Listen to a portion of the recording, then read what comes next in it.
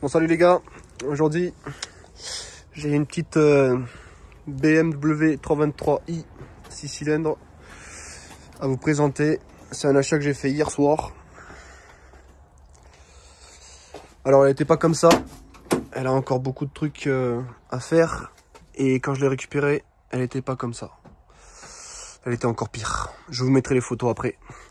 Là, vous avez le ciel de toit à refaire, le panneau de porte que j'ai à remettre, la vitre qui s'ouvre pas, la maladie chez les BM, les rétros à virer, je veux ceux d'origine. Là il y a le pare-choc, une belle ligne d'échappement à changer aussi. Et après le plus gros problème à voir, c'est là-dessus là. Là-dessus il y a peut-être un joint de culasse. On a fait le test CO2 et normalement c'est positif, mais on va quand même essayer d'autres trucs avant parce que 36 c'est un peu compliqué. Donc voilà, à suivre. Là du coup, on enlève le pare-choc. C'est un peu le bordel là-dessus. Ouais, bordel.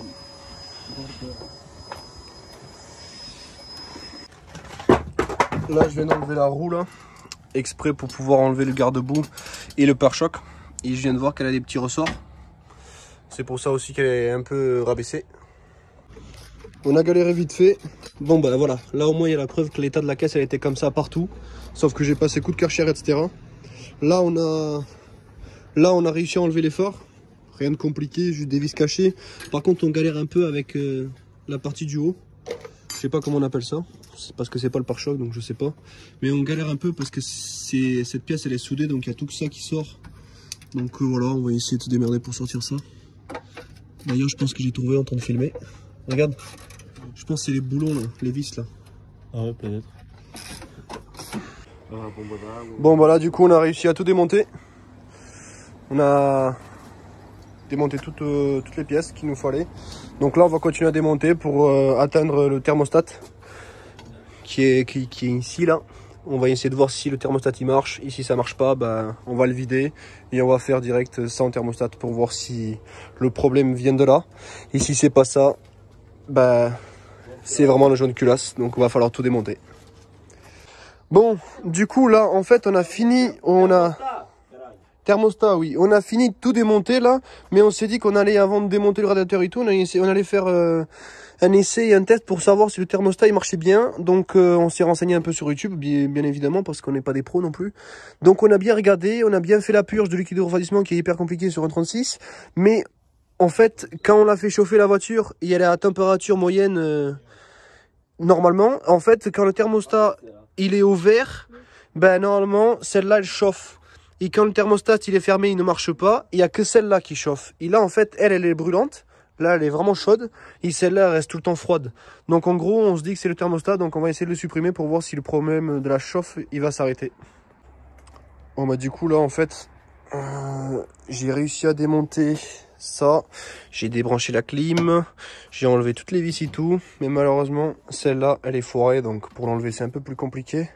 Et vu qu'il fait nuit, bah forcément bah, j'ai pas trop envie de faire de bruit, donc j'ai réussi quand même à décaler, comme vous le voyez là, en le décalant comme ça, j'ai réussi à sortir le radiateur. Et là je vais me débrouiller pour enlever l'hélice là, pour pouvoir enlever la pièce qu'on attend depuis tout à l'heure. Là on se retrouve demain matin. J'ai dû arrêter hier soir à cause du bruit. Je préférais arrêter avant de me faire engueuler. Et là du coup je vais vous expliquer ce qui se passe. D'abord je vais essayer de bloquer ce truc de merde.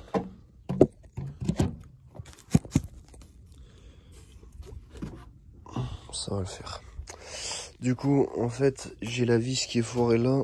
Donc je vais faire une technique à moi pour enlever cette vis là. Et j'ai les deux vis là, les deux là, L, IL, qui sont foirées. Et il faut que du coup je sois obligé d'enlever tout ça là pour pouvoir enlever les deux vis qui sont foirées. Donc là, la plupart des fois, moi ce que je fais c'est que je prends une disqueuse et je fais un trait bien fait au milieu sans trop bouger. J'essaye en tout cas. Et normalement tu prends un gros tournevis plat, pardon, et normalement c'est censé dévisser. Alors comme je disais, j'ai pris un tournevis plat, je l'ai foutu au milieu. Tu prends un autre tournevis, tu le mets là. Comme ça te fait un levier. Comme ça tu fais pression, bien vraiment de la pression vers le bas. Et regarde, c'est sorti. Alors qu'hier on a bataillé et ça sortait pas. Du coup comme convenu, j'ai fait la même. Là j'ai réussi à tout enlever. Vous voyez la pièce elle est là. J'ai réussi à tout enlever. Regardez comment je les coupe. Je les coupe comme ça là. Et après, gros tournevis plat. Et j'ai fait la même sur celle-là. Voilà. Et là, enfin putain. Bon du coup là c'est bon. Enfin j'ai démonté. Comme vous pouvez voir l'état il est pas ouf. Franchement il est même très dégueulasse. Après du coup à voir comment ça marche cette merde parce que je connais pas trop non plus. Donc je vais me renseigner mais je crois qu'il y a un truc en gros ça doit s'écarter ou je sais pas quoi là. Mais je vais voir. Mais là l'état il est pas beau hein. Bon en tout cas enfin maintenant plus qu'à faire des tests. Il y a essayé mais là ça pue hein. Regarde-moi ça. Comment c'est dégueulasse. Bah. Donc là ce que j'ai fait c'est que j'ai démonté j'ai remonté pardon le radiateur. J'ai même pas mis l'hélice ni rien. Et j'ai remonté le calostat sans vide quoi. En gros il n'y a plus rien dedans. Donc j'ai même pas fait le test pour voir s'il marche ou pas, je m'en fous. Enfin je m'en fous pas, mais en tout cas je vais faire le test directement en fait en allumant la voiture, en faisant la purge du liquide de refroidissement et en faisant chauffer la voiture pour voir ce que ça dit. Voilà c'est parti. Donc là j'ai allumé la voiture, j'ai fait la purge du liquide de refroidissement. J'attends que la température elle monte et dès qu'elle est montée, bah, on va attendre jusqu'à voir si le liquide il sort du vase. Parce qu'en fait moi, mon problème c'est que la voiture quand elle est en température à 90 degrés au milieu, bah, en fait il y a tout le liquide de refroidissement qui commence à sauter et à sortir du vase. Donc on va voir ça dès que c'est chaud. Donc voilà, là elle est au milieu la température. J'espère que vous allez bien voir. Et du coup bah, ce qu'on va faire c'est qu'on va dévisser la vis de purge. On va la dévisser pour voir si ça tourne, ça fait bien tout le circuit. Par contre la vis elle commence à être défoncée.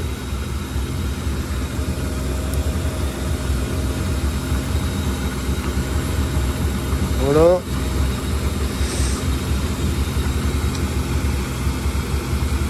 Alors là comme vous voyez normalement il y a un problème. Parce qu'il est censé avoir du liquide qui sort et là il n'y en a pas. Je vais voir. Et finalement je la laisse chauffer et là ça recommence. Donc je pense qu'on est parti pour un jaune culasse.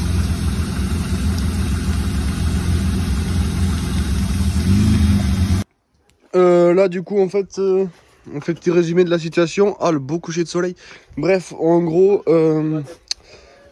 j'espère que vous avez kiffé la vidéo parce qu'elle va s'arrêter là. Et en fait ça sera une prochaine vidéo pour le prochain épisode pour démonter toute la culasse parce que c'est le jaune culasse. Malheureusement je voulais éviter mais bon pas le choix.